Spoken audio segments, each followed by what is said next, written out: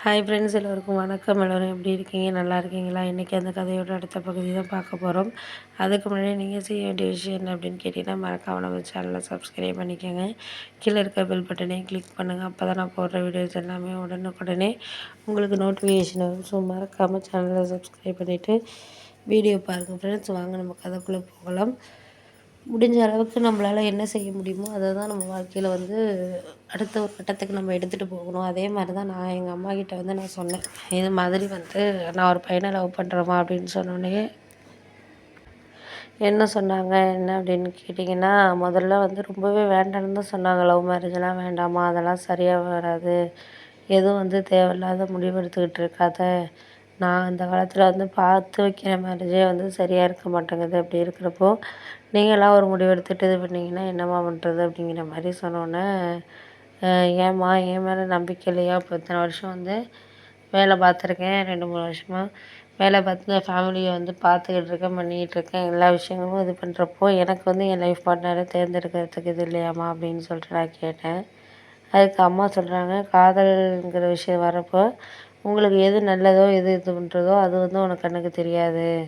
அது தெரியறதுங்கிறது கஷ்டம். அதனால் உனக்கு எது சரியாக வருதோ அதை நீ இது பண்ணிக்கிட்டனாலே போதும் அப்படிங்கிற மாதிரி சொன்னாங்க.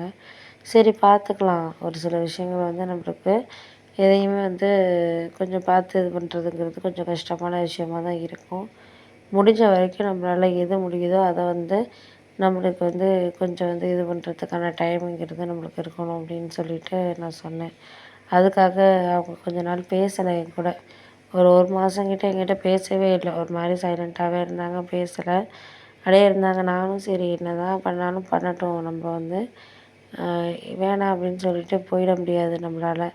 கண்டிப்பாக இந்த விஷயத்தில் வேண்டான்னு சொல்லிட்டு போனோன்னா, அந்த அந்த பையனையும் 3 வருஷமாக லவ் பண்ணி என்ன மேரேஜ் பண்ணணும்னு நினச்சிட்டு இருந்தவங்கள நான் ஏமாத்துற மாதிரி ஆகிடும். ஏன்னா அவனும் நல்ல பையன் தான், நல்லா வேலை பார்க்குறான், ஒன்றும் ப்ராப்ளம் கிடையாது, எல்லாமே ஓகே அப்படிங்கிற மாதிரி தான் இருக்குது. அப்படிங்கிறப்போ இவங்க வேண்டான்னு சொல்கிறதுக்கான காரணங்கள்ங்கிறது லவ் பண்ணுறேங்கிற ஒரு விஷயத்தினால மட்டும் வேண்டான்னு சொல்லக்கூடாதுல்ல.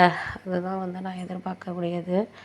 அதனால நான் என்ன சொல்லிட்டேன்னா, அம்மாட்ட நீங்கள் எப்போ அந்த காதலுக்கு ஓகே சொல்லிட்டீங்களோ அப்போ நாங்கள் மேரேஜ் பண்ணிக்கிறோம். அது வரைக்கும் நாங்கள் பாட்டுக்கு எங்கள் வேலையை நாங்கள் பார்த்துக்கிட்டு இருக்கோமோ அப்படிங்கிற மாதிரி நான் சொல்லிட்டேன். இருந்தாலும் ஒரு சில விஷயங்களை நம்மளுக்கு சொல்கிறதுக்கான இதுங்கிறது நம்மளுக்கு இருக்கணும். அப்படிங்கிறத தாண்டி நம்மளுக்கு எந்த ஒரு விஷயத்தையுமே நம்மளுக்கு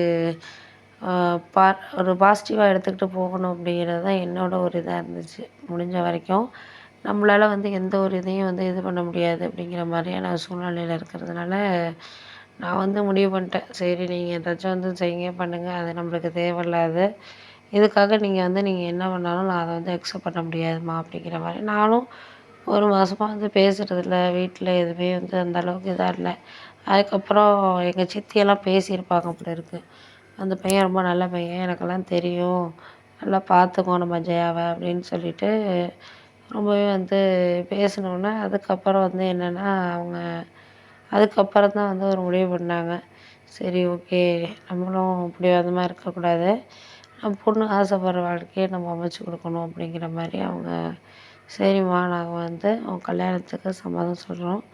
இன்னும் ஓரளவு நல்ல மாப்பிள்ளையை நல்லா இது பண்ணிக்கிட்டு சந்தோஷமாக இருக்கணும் அப்படின்னு சொல்லிட்டு தான் நாங்கள் எதிர்பார்க்குறோம் அப்படிங்கிற மாதிரி சொன்னோன்னே, சரி ஓகே, எல்லாம் ஹாப்பி தான். ஏன்னா ஒரு சில விஷயத்த நம்ம ஹாப்பியாக எடுத்துக்கிட்டு போனோம்னா மட்டும்தான் நம்மளுக்கு அந்த இது நம்ம இது பண்ணிக்க முடியும். அதை விட்டுட்டு தேவையில்லாமல் ஒரு சில இதில் நம்ம சொல்லிக்கிட்டே இருந்தோம் அப்படின்னா அது கண்டிப்பாக ஒரு அக்செப்ட் ஆகாது. அதனால் முடிஞ்ச வரைக்கும் நம்மளால் என்ன பண்ண முடியுதோ அதை நம்ம அக்செப்டாக எடுத்துகிட்டு போகணும் வாழ்க்கையே.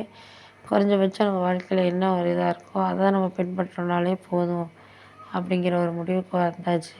சரி பார்த்துக்கலாம். ஒரு சில விஷயங்கள் நம்மளுக்கு கொஞ்சம் கஷ்டமாக இருக்கும். ஏன்னா ஏற்றுக்கிறதுக்காக இருக்கட்டும், எதாக இருந்தாலும் முதல்ல கொஞ்சம் இதாக தான் இருக்கும். அப்புறம் போக போக எல்லாம் சரியாயிடும்னு சொல்லிட்டு எங்கள் சித்தி என்கிட்ட சொன்னாங்க.